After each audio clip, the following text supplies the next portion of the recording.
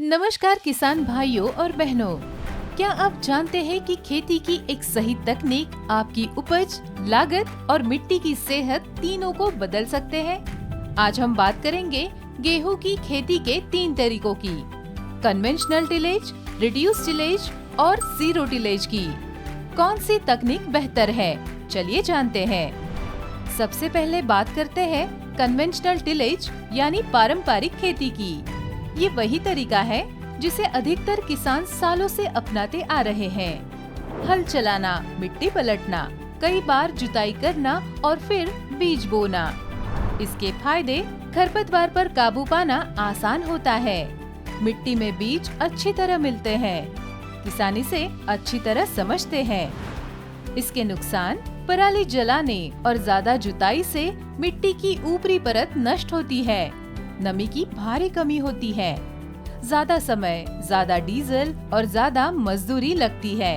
लंबे समय में मिट्टी की उर्वरता कम हो जाती है।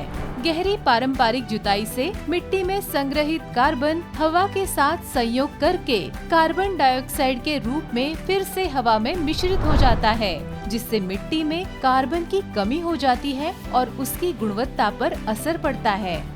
इस तरीके में लागत ज्यादा है और जलवायु परिवर्तन के असर भी ज्यादा दिखते हैं। अब बात करते हैं रिड्यूस टिलेज की।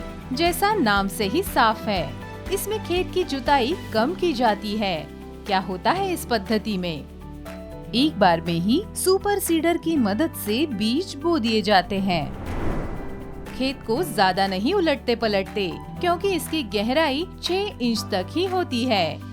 इसके फायदे, खेत में बचे फसल अवशेषों को रखने से मिट्टी में नमी का संरक्षण बेहतर होता है और कार्बन बना रहता है। समय और डीजल की बचत होती है। मिट्टी की संरचना लंबे समय तक बनी रहती है। इसकी चुनौतियाँ, मशीनों की जानकारी जरूरी होती है।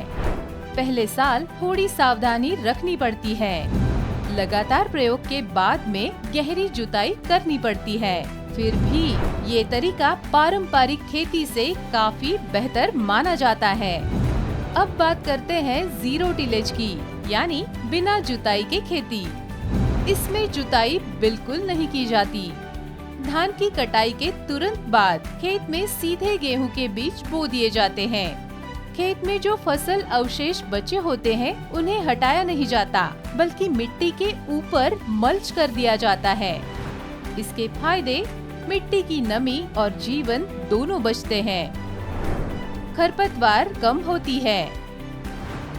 डीजल, मजदूरी और समय में भारी बचत होती है।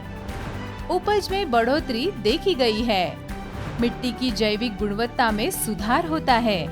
कार्बन उत्सर्जन में कमी, यानी पर्यावरण के लिए भी फायदेमंद। इसकी चुनौतियाँ, सही मशीन यानी हैप्पी सीडर या जीरो टिल ड्रिल या स्मार्ट सीडर और ट्रेनिंग की जरूरत होती है।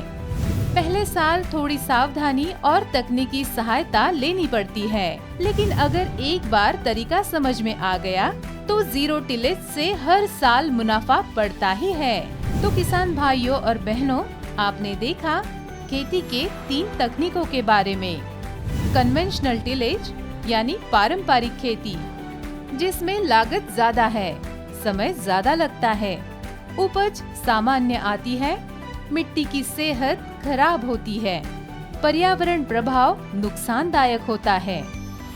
अब बात करते हैं रिड्यूस टिलेज की, जिसमें लागत कम लगती है, समय कम लगता है, उपज अच्छी आती है, मिट्टी की सेहत बेहतर होती है। इसका पर्यावरण पर प्रभाव कम असर डालता है।